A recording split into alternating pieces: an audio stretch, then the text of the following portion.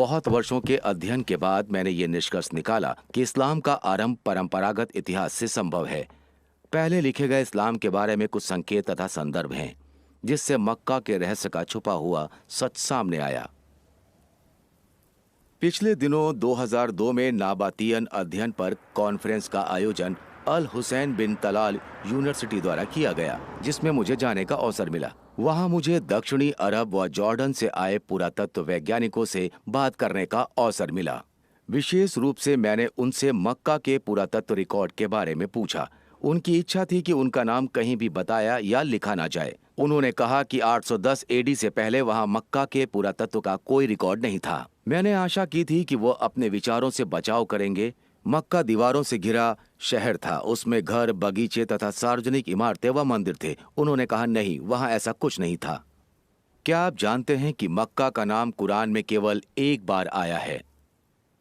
क्यों मक्का का विवरण भूदृश्य से मेल नहीं खाता और पहले के इस्लामिक सिविल युद्ध में इस्लाम की सच्चाई को क्यों बदल दिया गया, जबकि पूरे संसार के मुसलमान ये विश्वास करते हैं कि उनका पवित्र शहर और अगुवा सऊदी अरब के मक्का में पाए गए।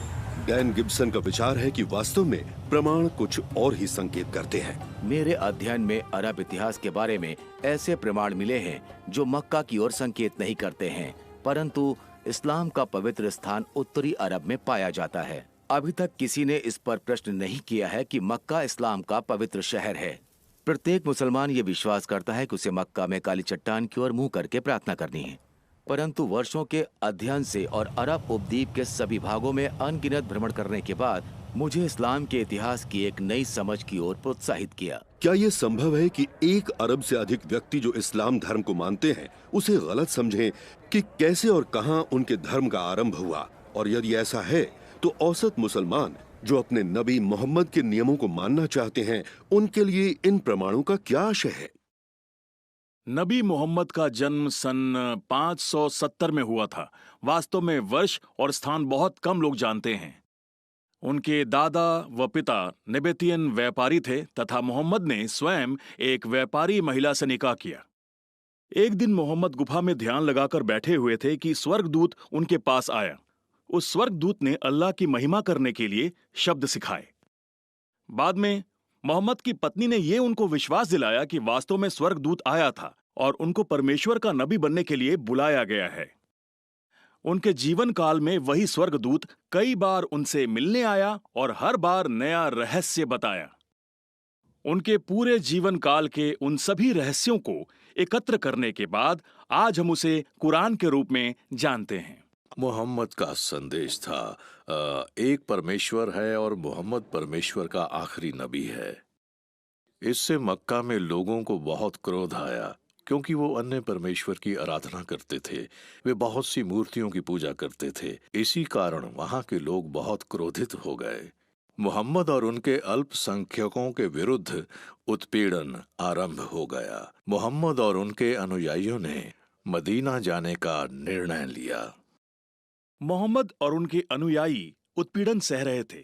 इस कारण वो अपने कुछ अनुयायियों के साथ मदीना भाग गए।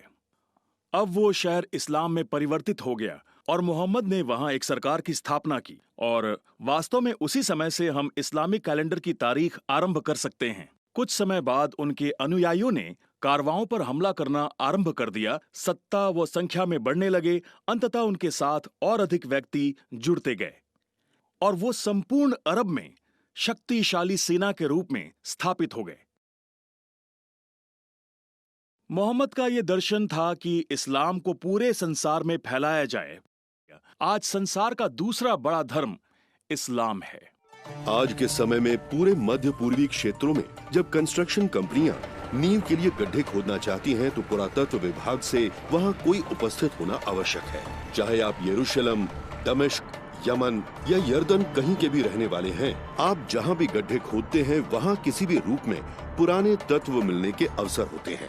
दक्षिणी अरब के मक्का शहर में सब स्थानों पर खोदकर बड़ी इमारत, होटल तथा गगनचुंबी इमारत बनाए गए हैं। परंतु पुरातत्व विवादों के लिए आश्चर्य की बात है कि मक्का शहर में कोई महत्वपूर्ण और प्राचीन शहर के पुराने तत्व नहीं मिले।